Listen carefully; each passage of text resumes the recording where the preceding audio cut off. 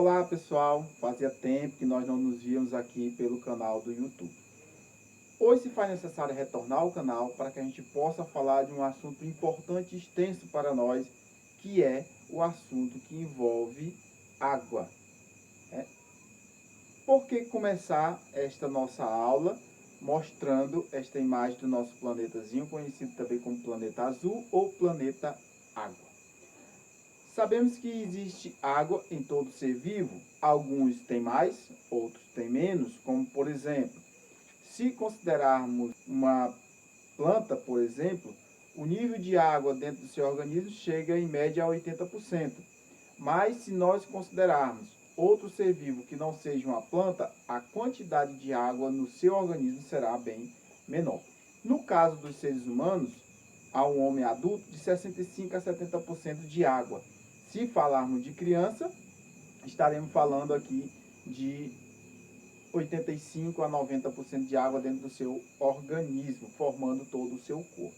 O que isso quer dizer? Que se uma pessoa pesa 100 quilos, 65 ou 70 quilos da massa do corpo dele é apenas de água. Mas não só desses tipos de seres vivos nós falamos. Por exemplo, semente de girassol. Semente de girassol tem uma quantidade pequena de água, mas, professor, semente não é ser vivo.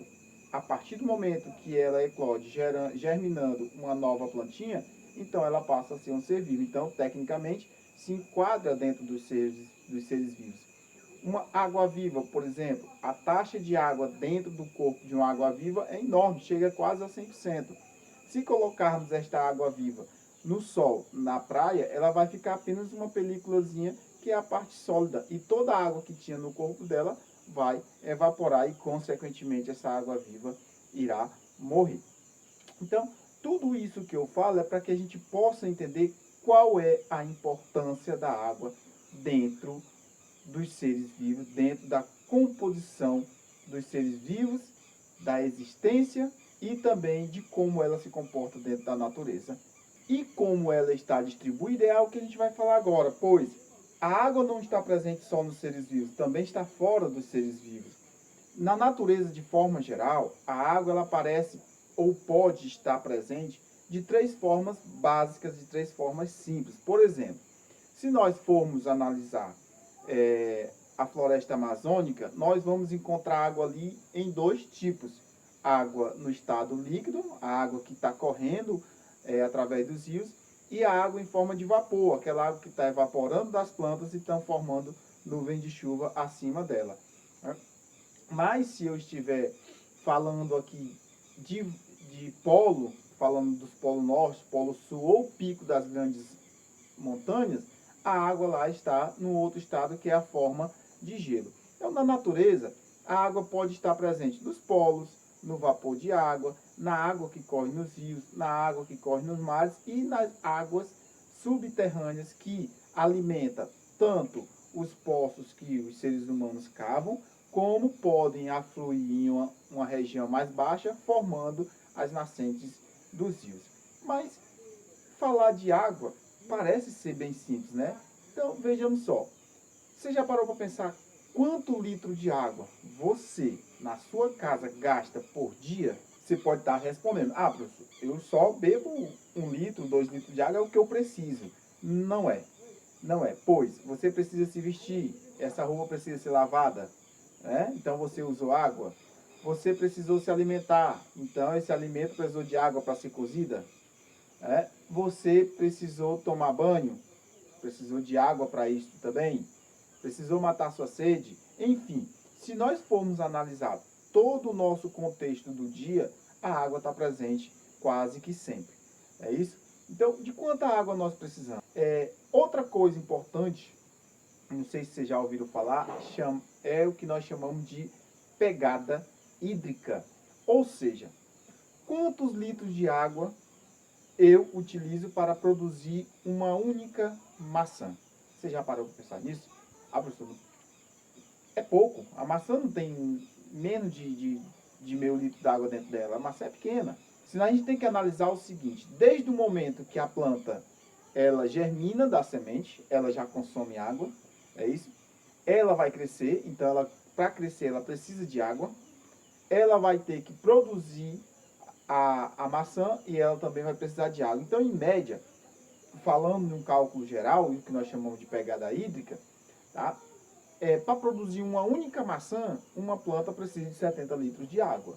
Para que a gente produza um único quilo de carne bovina, aquele bife que você come em casa, aquela carne que você cozinha, são necessários 15.500 litros de água, desde o momento em que o animal nasce até o momento que ele é abatido e chega às nossas mesas. Então, para você ver que a água, ela tem a sua importância e uma importância gigantesca, pois sabemos que todo ser vivo precisa e depende da água para a sua sobrevivência. Então, com isso, a gente vai falar no decorrer dessa aula do ciclo da água, sobre os componentes da água e sobre as mudanças de estado da água. A água na natureza. Nós já vimos em outras aulas para trás alguns ciclos importantes dentro dos estudos da ciência do sexto ano, como, por exemplo, ciclo do oxigênio, ciclo do gás carbônico. Esses dois estão ligados diretamente à nossa respiração e à fotossíntese realizada pelas plantas, né? Falamos do ciclo do nitrogênio e faltou falar do ciclo da água.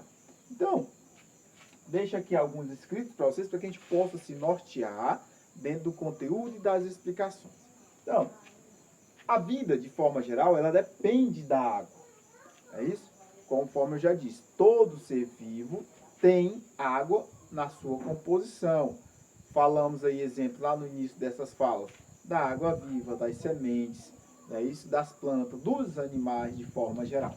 Então, alguns mais, outros menos. Por exemplo, a água viva, quase 100% de água no seu corpo, mas se eu estiver falando do besouro, ele não tem isso tudo.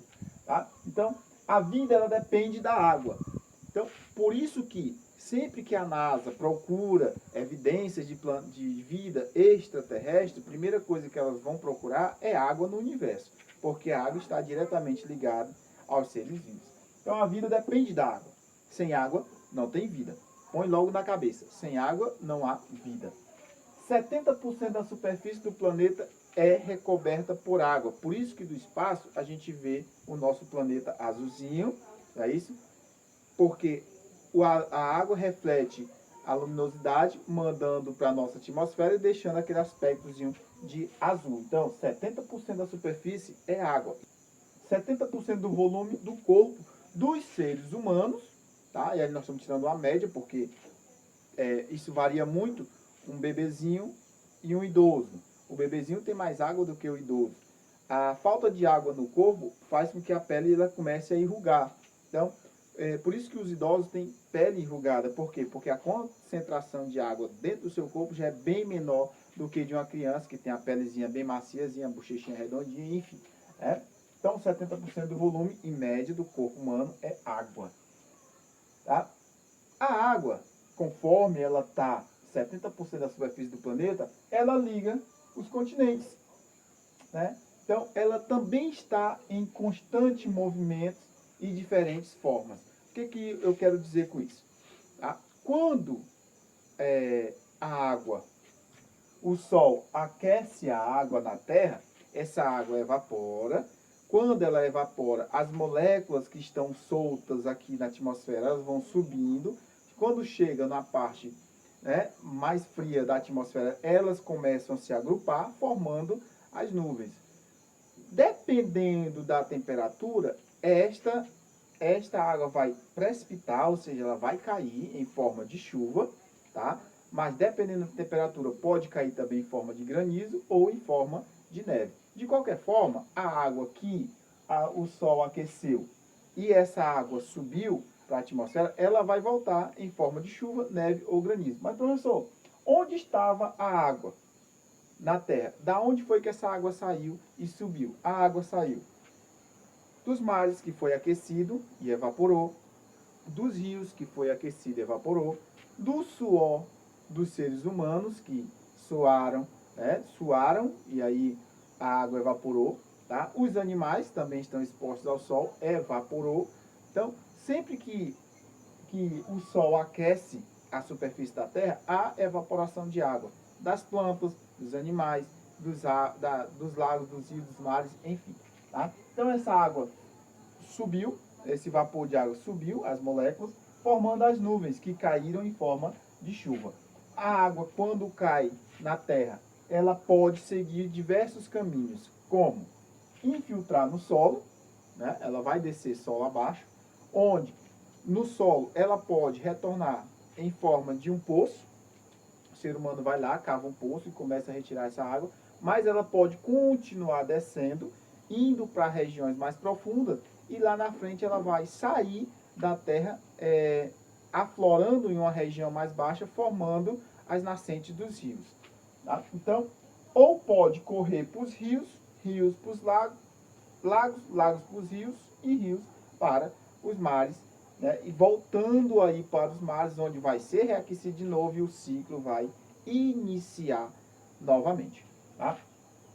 Tudo isso é o ciclo da água. A água aquece, sobe, cai em forma de chuva, penetra no solo, corre para os mares, para os rios, lagos, suor dos seres humanos, dos seres vivos de forma geral, evapora e retorna de novo para a atmosfera. Então, tudo isso é um ciclo em conjunto, tá? Um ciclo que não para. Mas, conforme nós falamos também lá atrás, neste mesmo vídeo, falamos que a água na natureza ela pode estar em forma de vapor, né, em forma líquida ou em forma de gelo, nas geleiras, nas montanhas. Quando nós temos isso, nós sabemos que a água ela pode mudar de fase. O que é isso? O que são mudanças de fases de água? H2O, todo mundo sabe que é a fórmula química da água. Bom, na natureza nós temos água no estado sólido, no estado líquido, vamos anotar aqui para a gente, né? Sólido, no estado líquido e no estado gasoso. Tá? Nós temos esses três tipos de fases da água dentro do nosso planeta. Onde é que eu encontro água no estado sólido? Nos polos, Polo Norte, Polo Sul, também nas grandes montanhas altas, né, onde nós temos gelo. E nas regiões frias também. Onde eu encontro água no estado líquido? Mares, rios, oceanos, tá? E na forma gasosa? Em toda a atmosfera. Eu tenho água no estado gasoso, só que às vezes eu não consigo ver, né? Mas ela está por ali, tá? Água no estado gasoso eu tenho em todo o planeta, ele está sempre aqui sobrevoando a atmosfera, às vezes se agrupa formando as nuvens. Então, o que a gente vai ver aqui, como é que se dá o nome dessas mudanças de fase.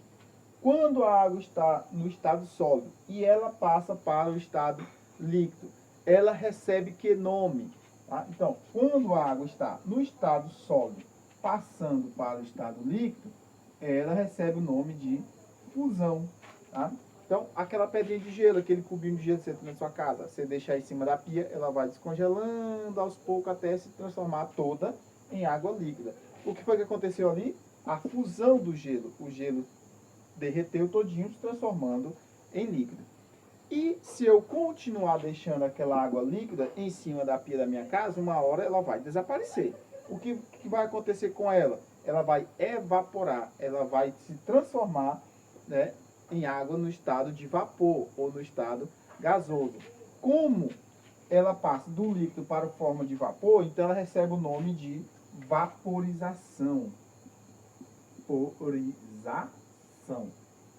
Que é, repito, a passagem da água do estado líquido para o estado gasoso. Mas, e o inverso? Dá para acontecer? Dá sim. Já vimos que a água, no formato gasoso, ela se condensa caindo em forma de chuva. Então, como recebe esse nome? A água, quando sai do estado gasoso para o estado líquido. Neste caso, ela pode receber dois nomes, ou calefação, ou recebe o nome de calefação, tá? Ou recebe o nome de calefação, ou recebe o nome de liquefação. Liquefação. Tá? Pode ser esses dois nomes. ou calefação ou liquefação. Tá? Quando a água sai do estado líquido para o estado sólido, como é que nós chamamos aqui? Chamamos de solidificação. Solidificação, que é o nome que nós demos da passagem líquida para o estado sólido. Quando eu quero transformar a água em gelo. Então, ela passa a se chamar de solidificação. Uma coisa importante, daqui para lá, o que é que vai acontecendo? Ela vai ganhando calor. Como ela vai ganhando calor, ela vai saindo do gelo para vapor. De lá para cá, ela vai perdendo calor. Se ela perde, ela vai se transformando de novo em gelo. Bom, gente, para nós encerrarmos essa nossa videoaula, curtinha, mas importante para a gente, vou colocar para vocês aqui, do meu lado direito, uma imagem. Sabe o que é isso? Esta imagem está representando o quê? Bom, se você ainda não identificou, trata-se de uma salina. O que é a salina? Para que serve? Salina, conforme o nome está dizendo, é a região onde o ser humano deixa esta área ser alagada pelas águas do mar. E aí depois, o que vai acontecer? Aquela água ela vai evaporar. Então, as mudanças da fase da água, neste caso que é importante, ela vai evaporar, ficando apenas o sal que estava presente na água do mar. E aí esse sal vai ser retirado, vai ser refinado, vai ser embalado e aí vendido para a gente poder usar na nossa culinária. Por que essa imagem das salinas? Para que você perceba a importância de conhecer as mudanças de fase da água e também de outros elementos, que é coisa que vocês vão ver um pouco mais para frente. A importância das mudanças da fase da água, ela tem aplicação direta dentro da produção dos nossos alimentos, nesse caso, o sal. E é isso, pessoal. Falamos um pouquinho sobre a importância da água para os seres vivos, o ciclo da água, como a água ela é importante na produção dos nossos alimentos, como a água ela está presente em todos os seres vivos, como ela tem um ciclo contínuo dentro da natureza e como ela ocorre as mudanças de fase também dentro da natureza. Com isso, eu fico por aqui e aguardo vocês na nossa próxima videoaula.